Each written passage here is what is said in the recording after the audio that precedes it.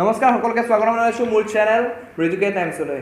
আজি এটা নতুন বিষয় মানে কি আজি এটা সমাজত সচেতনাৰ সৃষ্টি কৰাৰ কাৰণে এটা বিষয় লৈ আপোনালোকৰ মাজলৈ আহিছো, যিটো বৰ্তমান সমাজত বিশেষভাৱে আমাক প্ৰভাৱ পেলাই আছে আৰু যাৰ বাবে বাৰে বাৰে নতুন সমস্যাৰ সৃষ্টি হৈছে আমাৰ সমাজত। হয় বন্ধুসকল, যদি ভিডিঅ'টো ভাল লাগে তেনেহ'লে লাইক শ্বেয়াৰ এণ্ড ছাবস্ক্ৰাইব কৰিব নাপাহৰিব মোৰ চেনেলটো, আৰু বিশেষকৈ শ্বেয়াৰ কৰিব যাতে ভিডিঅ'টো যাতে যিসকলে এই সমস্যাটো সৃষ্টি কৰি আছে যাতে তেওঁলোকে অতি সোনকালে গম পায় যে এই সমস্যাটো শেষ কৰিবলৈ হ'ল, নহ'লে বৰ্তমান জনসাধাৰণে তেওঁলোকক প্ৰত্যুত্তৰ দিবলৈ সাজু হৈছে, তেওঁলোকে যাতে এইখিনি কথা বুজিব পাৰে এই ভিডিঅ'টোৰ জৰিয়তে। সেইকাৰণেহে মই আজি ভিডিঅ'টো বনালোঁ যে বাৰে বাৰে দেখি আছোঁ এটা সমস্যাকে বাৰে বাৰে দোহৰাই হৈছে, কিন্তু আজিলৈ এটা ভাল ব্যৱস্থা ল'ব পৰা নাই তেওঁলোকৰ বিৰুদ্ধে। হয়, বৰ্তমান মহিলাসকলৰ কথা ক'বলৈ গৈ আছোঁ বন্ধুসকল।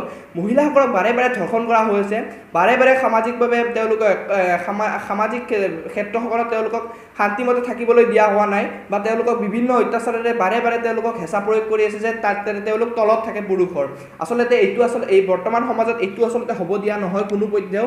মই বৰ্তমান কৈ থওঁ আপোনালোকক, আমাৰ 100% জনসংখ্যাৰ তাৰে 48% মানে 48% হৈছে মহিলা, আৰু 48%ৰ মাত্ৰ 4% মহিলাইহে বৰ্তমান আমাৰ যিখিনি কাম কাজ চলি থাকে বা যিয়ে মহিলাসকলে আগবাঢ়ি গৈছে, মাত্ৰ 4% বৰ্তমানে আগবাঢ়ি পাবলৈ সক্ষম হৈছে। বাকী 44% অৰ্থাৎ 44% মহিলাসকলে বৰ্তমান গাঁৱৰ ভিতৰত পুৰুষৰ তলত বা অন্য পুৰুষে যি কৈছে সেয়া শুনি আছে বা তেওঁলোকৰ মতেই চলিব লগা হৈ আছে। বৰ্তমান মহিলাসকলক বাহিৰত ওলাই আহিবলৈ দিয়া হোৱা নাই।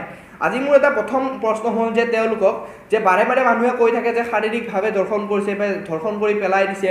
আচলতে মোৰ এটা তেওঁলোকলৈ প্ৰশ্ন, যিসকলে শাৰীৰিকভাৱে ধৰ্ষণ কৰা কৈছে, তেওঁলোকে শাৰীৰিকভাৱে ধৰ্ষণ কৰাসকলক চাই আছে, কিন্তু তেওঁলোকে মানসিকভাৱে যিসকলে ধৰ্ষণ কৰি আছে এগৰাকী মহিলাক কোনো দিনে তেওঁলোকে চকু দিয়া নাই। আচলতে শাৰীৰিকভাৱে যিমান ধৰ্ষণকাৰী এজন যিমান দুখী, সেই হিচাপে এজন মানসিকভাৱে যিজনে মহিলা এজনীক ধৰ্ষণ কৰে তেওঁ এজন সম্পূৰ্ণভাৱে শাৰীৰিকভাৱে ধৰ্ষণকাৰীতকৈ কম নহয়। মই আচলতে এইটো কৈ দিব পাৰোঁ আজি বৰ্তমান এইটো বিষয় লৈ বহুত শুনি আছোঁ যে মহিলাসকলক বাৰে বাৰে আগত ওলাই আহিবলৈ দিয়া নহয়, তেওঁলোকে পিছ পৰি থাকিব লগা হৈ যায়। আচলতে মহিলাক ফ্ৰীডম দিয়া কথা কৈছে ন, ডাঙৰ নেতাসকলে বাৰে বাৰে থিয়ৰি থাকে যে মহিলাক ফ্ৰীডম দিয়ক, মহিলাক স্বতন্ত্ৰতা দিয়ক। আচলতে মহিলাক স্বতন্ত্ৰতা ক'ত দিব লাগে জানে?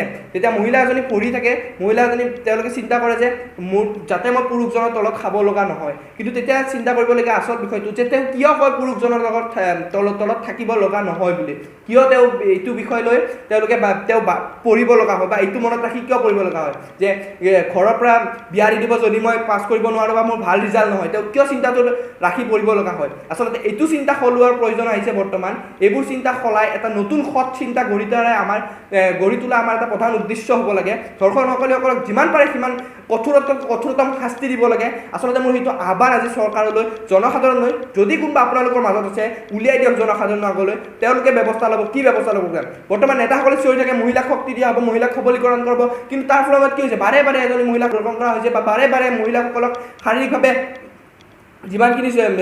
যিমানখিনি তেওঁলোকক অপৰাস্ত কৰিছে শাৰীৰিকভাৱে, সেইখিনি আচলতে লক্ষণীয় হয়, কিন্তু তেওঁলোকে লক্ষ্য নকৰে। বাৰে বাৰে ভোট খোজাৰ সময়ত আহি পেলাই ক'ব যে অমুক কৰিম মহিলাসকলক, অমুক সবলী কৰিম, কিন্তু আচলতে সেই ধৰ্ষণকাৰীসকলক শাস্তি দিব যাতে দুনাই এই দ্বিতীয়বাৰ এই কাম নহয়।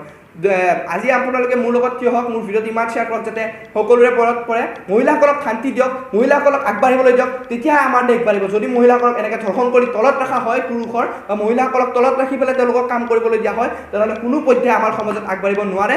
আমাৰ সদায় সমাজ তলতে থাকিব, কোনো দিন আগবাঢ়িব নোৱাৰে, উন্নতি পথত হ'ব নোৱাৰে।